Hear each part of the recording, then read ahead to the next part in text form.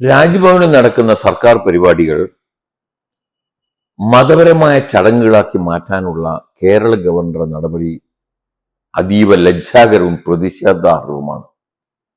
നമ്മളെ ഭരണഘടന ലോകത്തിലെ ഒരു ശ്രേഷ്ഠമായ ഭരണഘടനയാണ്. നമ്മളെ ഭരണഘടന ഏതൊരു വ്യക്തിക്കും മതം അനുഷ്ഠിക്കാനും വിശ്വസിക്കാനും പ്രചരിപ്പിക്കാനുമുള്ള അവകാശമുണ്ട്. പക്ഷേ ഒരു മതേതര രാജ്യം എന്ന നിലയിൽ നമ്മളുടെ ഗവൺമെന്റിന് മതമില്ല. അതാണ് ഒരു സെക്യുലർ സ്റ്റേറ്റിന്റെ പ്രത്യേകത. സർക്കാർ പരിപാടികളിൽ മതം അടിച്ചേൽപ്പിക്കുകയോ മതം കുത്തിക്കലർത്തുകയോ ചെയ്യുന്നത് ഒരു സെക്യുലർ രാജ്യത്തിന് യോജിച്ചതല്ല. 42ാം ഭരണഘടനാ ഭേദഗതിയോടുകൂടി കൂട്ടിച്ചേർത്ത 4A എന്ന അധ്യായത്തിൽ പറയുന്നത് നമ്മൾ ഓരോരാളും ഭരണഘടനയെ ആദരിക്കണം, ബഹുമാനിക്കണം, അനുസരിക്കണം എന്നാണ്. ഭരണഘടനയുടെ ഉന്നത സ്ഥാനീയനായ ഗവർണർ ഭരണഘടന വിഭാവനം ചെയ്യുന്ന മതേതര തത്വങ്ങളെ ബലികഴിച്ച് മതപരമായ ചടങ്ങുകളാക്കി സംസ്ഥാന സർക്കാരിന്റെ ചടങ്ങുകൾ മാറ്റുന്നത് ലജ്ജാകരമാണ്, തികച്ചും പ്രതിഷേധാർഹമാണ്. അതൊരിക്കലും അനുവദിക്കാൻ പാടില്ലാത്തതാണ്. എന്തുകൊണ്ടാണ് നമ്മുടെ കോടതികളിലെല്ലാം തൂക്കിയിടുന്ന പടങ്ങൾ മഹാത്മാഗാന്ധിയുടെ പടമാണ്?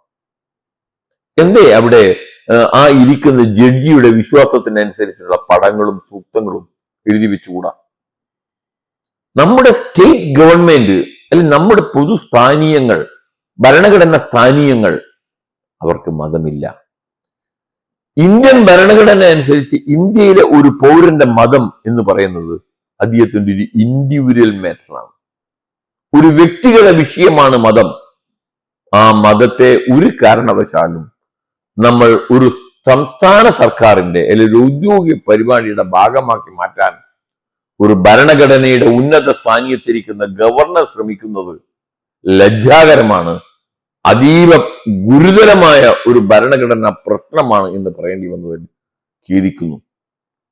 കേരള സർക്കാർ ഗവർണറുടെ അധികാരങ്ങളെ കുറിച്ച് പാഠ്യപദ്ധതിയിൽ ഉൾപ്പെടുത്താനുള്ള നടപടി തികച്ചും സ്വാഗതാർഹമാണ്. കാരണം ഗവർണർ എന്ന് പറഞ്ഞാൽ അദ്ദേഹം ഉദ്ദേശിക്കുന്നത് എന്താണ്? അദ്ദേഹം ഒരു പാർട്ടിയുടെ പ്രതിനിധിയല്ല, അദ്ദേഹം ഒരു മതത്തിന്റെ പ്രതിനിധിയല്ല, അദ്ദേഹം ഭരണഘടനയുടെ ഒരു ഉന്നത സ്ഥാനീയനാണ്. അപ്പൊ ഇന്ത്യൻ ഭരണഘടനക്ക് മതമില്ല, എന്നാൽ എല്ലാ മതവിഭാഗങ്ങളെയും ഒരുപോലെ പരിരക്ഷിക്കുന്ന ഒരു ഭരണ വ്യവസ്ഥയാണ് നമ്മുടെ രാജ്യത്തുള്ളത്. അപ്പൊ ഒരു ഗവൺമെന്റിന്റെ പരിപാടി എല്ലാ മതവിഭാഗങ്ങളും ഉൾപ്പെട്ടിരുന്ന ഒരു പരിപാടിയാണ്. ആ വ്യത്യസ്തമായ മതവിഭാഗങ്ങൾ പങ്കുചേരുന്ന സംസ്ഥാന സർക്കാരിന്റെ ഒരു പരിപാടിയിൽ ഏതെങ്കിലും മതത്തിന്റെ ആചാരങ്ങൾ, ഏതെങ്കിലും മതത്തിന്റെ വിശ്വാസങ്ങൾ അടിച്ചേൽപ്പിച്ച് ആ ചടങ്ങിനെ മതവൽക്കരിക്കുവാനുള്ള ഗവർണറുടെ നടപടി തികച്ചും ലജ്ജാകരമാണ്. ഗവർണർ ഇനിയും യാഥാർത്ഥ്യബോധം മനസ്സിലാക്കി കേരളത്തെ പോലെ ഒരു ഉന്നത സെക്യുലർ പാരമ്പര്യം ഉയർത്തിപ്പിടിക്കുന്ന നമ്മുടെ രാജ്യത്തെ മതം എന്ന് പറയുന്നത് ഇന്ത്യൻ എന്നതാണ്, ഇന്ത്യൻ പൗരൻ എന്നുള്ളതാണ് നമ്മുടെ മതം.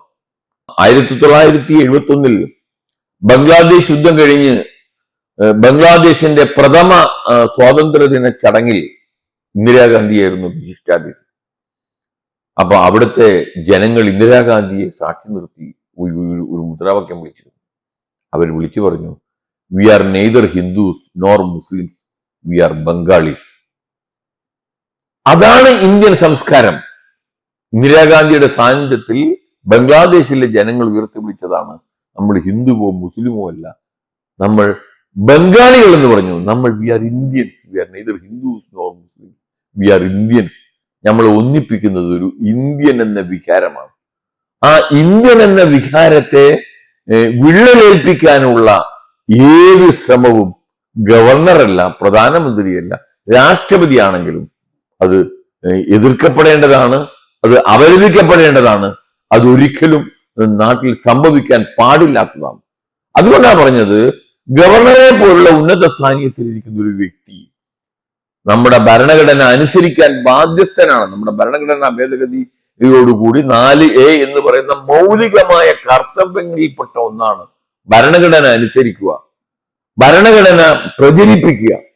അങ്ങനത്തെ ഒരു ഗവർണർ ഭരണഘടനയുടെ വിഭാവനം ചെയ്യുന്ന മതേതര സങ്കല്പങ്ങൾക്കെതിരായി ഒരു മതപരമായ ആചാരങ്ങൾ ഞാൻ അടിച്ചേൽപ്പിക്കുന്ന രീതിയിൽ പറയുന്നത് തികച്ചും തെറ്റാണ്, ലജ്ജാകരമാണ്, അത് പ്രതിഷേധാർഹമാണ്. അത് ഒരിക്കലും കേരളത്തിന്റെ പശ്ചാത്തലത്തിൽ അനുവദിക്കാൻ പറ്റാത്തതാണ്. കാരണം ഗവർണർ എന്ന് പറയുമ്പോൾ നമ്മുടെ സങ്കല്പത്തിൽ വരുന്നത് എന്താണ്? ഒരു സംസ്ഥാന ഭരണകൂടത്തിന്റെ ഒരു റഫറി എന്ന നിലയിൽ പ്രവർത്തിക്കേണ്ട ഒരാളാണ്. കാരണം കേന്ദ്ര സംസ്ഥാന ബന്ധങ്ങളുടെ ഒരു പാലമായി പ്രവർത്തിക്കേണ്ടവരാണ്. അപ്പൊ ഗവർണർ സംസ്ഥാന സർക്കാർ പാസാക്കുന്ന ബില്ലുകളെല്ലാം വെച്ചു പാർപ്പിക്കുക ഭരണഘടനാ വിരുദ്ധമാണ്. അദ്ദേഹത്തിന് ബില്ല് മടക്കി കഴിഞ്ഞ് വീണ്ടും പാസ്സാക്കിയാൽ അദ്ദേഹം ഒപ്പിട്ടേ തീരൂ. മുൻ ഗവർണർ ചെയ്തത് അതാണ്. അദ്ദേഹം ആ ബില്ല് ഒപ്പിടാതെ വീണ്ടും രാഷ്ട്രപതിക്ക് അയച്ചു.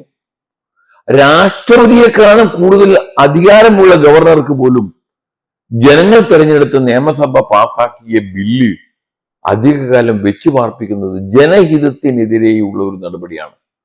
ഗവർണറിൽ നിന്ന് നമ്മൾ ഒരിക്കലും അത് പ്രതീക്ഷിക്കുന്നില്ല.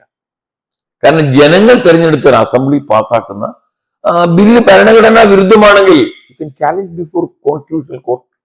ഭരണഘടനാ കോടതികൾ, ഹൈക്കോടതിയിലും സുപ്രീം കോടതിയിലും നിങ്ങൾക്ക് അത് ചോദ്യം ചെയ്യാം. 99-ാം ഭരണഘടനാ ഭേദഗതി പാർലമെന്റിൽ പ്രതിപക്ഷവും ഭരണകക്ഷിയും യോജിച്ചു നിന്ന് പാസാക്കിയതാണ്. സുപ്രീം കോടതി അത് നൾ ആൻഡ് വോയിഡായി പ്രഖ്യാപിച്ചു, നിയമപരമായി നിലനിൽക്കില്ല എന്ന് പറഞ്ഞ് പ്രഖ്യാപിച്ചു. അപ്പൊ നമ്മുടെ നാട്ടിൽ ഭരണഘടനാ വിരുദ്ധമായി പ്രവർത്തിക്കുന്ന ഒരു വ്യക്തിയായി ഭരണഘടനയുടെ രക്ഷകൻ മാറുന്നത് തികച്ചും അപകട സൂചനയാണ്, ഭരണഘടനാ ലംഘനമാണ് ഗവർണറുടെ ഭാഗത്തുണ്ടായിക്കൊണ്ടിരിക്കുന്നത്. ഗവർണർ ഈ പോരല്ല, ഗവർണർ അദ്ദേഹത്തിന്റെ ദിക്ത അടിച്ചേൽപ്പിക്കുകയാണ്. അത് ഗവൺമെന്റിനോട് മാത്രമല്ല, കേരളീയ സമൂഹത്തോടാണ്.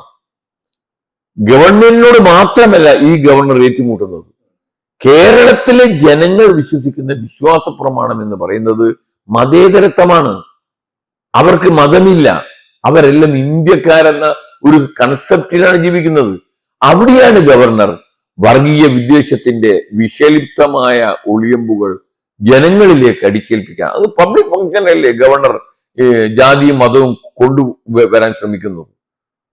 ഒരിക്കലും തന്നെ അത് അംഗീകരിക്കാൻ പറ്റാത്തതാണ്. അത് ഗവർണറായി ഇരിക്കാൻ പോലും അദ്ദേഹം അയോഗ്യനാണ് ഈ ഒരൊറ്റ കാരണത്താൽ എന്ന് വിശ്വസിക്കുന്ന ഒരാളാണ്.